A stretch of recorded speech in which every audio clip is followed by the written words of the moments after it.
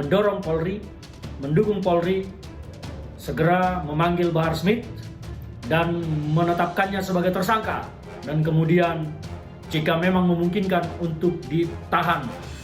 Habib Bahar ini bukan seorang teroris, Habib Bahar ini bukan seorang koruptor, bukan seorang penjila, bukan seorang bandar narkoba yang harus dijemput dengan cara-cara yang berlebihan seperti itu.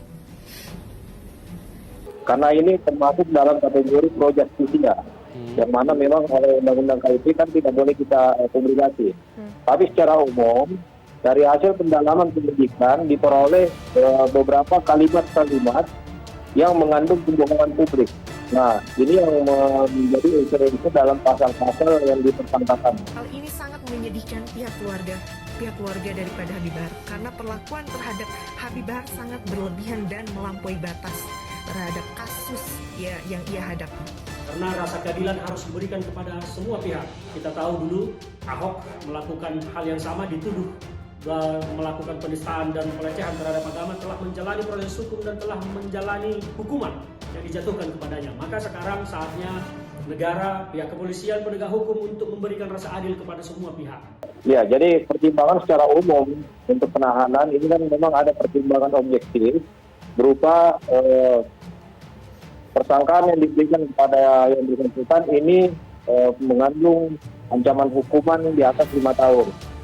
Kemudian pertimbangan subjektifnya itu diperkirakan atau rawan dianggap bahwa tersangka akan melarikan diri, kemudian mengulangi perbuatannya atau menghilangkan barang bukti.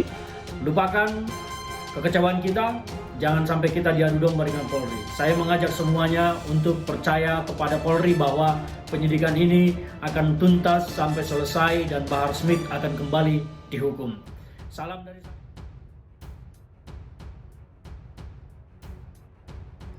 Habib Bahar tersangka dan ditahan, Ferdinand sampai kalimat begini.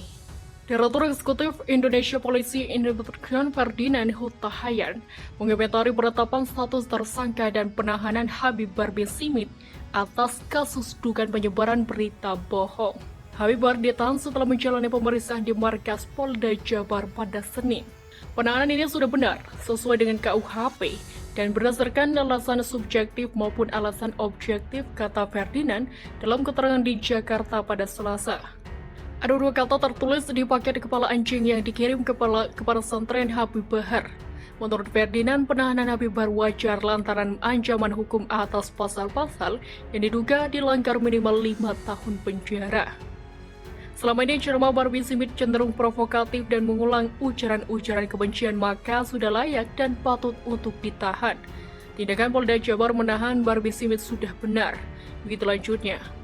Oleh karena itu, Indonesia Polisi Monitor kembali mengajak seluruh unsur masyarakat agar percaya kepada profesionalisme Polri dan mendukung Polri di bawah kepemimpinan Kapolri Letio Jenderal Sigit Prabowo dalam menegakkan keadilan bagi masyarakat. Kami melihat Polri di bawah pimpinan Jenderal Sigit bukan lembek, tetapi lebih kepada menciptakan kultur profesional dalam bekerja, tidak gerusa-gerusu yang berujung pada kesalahan prosedur. Kami apresiasi Polri yang semakin profesional bekerja, ujar Ferdinand. Polda Jabar menetapkan Habib Bahar bin Smith sebagai tersangka kasus penyebaran berita bohong yang disampaikan dalam salah satu ceramah di wilayah Bandung Raya. Para rilis penetapan tersangka Habib Bahar bin Smith di Polda Jabar pada Bandung pada Senin Rahmat Rashad atau Kupara. Polda Jabar telah menetapkan Habib Bahar bin Smith sebagai tersangka pada Senin malam. Penetapan tersangka dilakukan usai mereka melakukan pemeriksaan terhadap Bahar sejak pukul 12.15 WIB.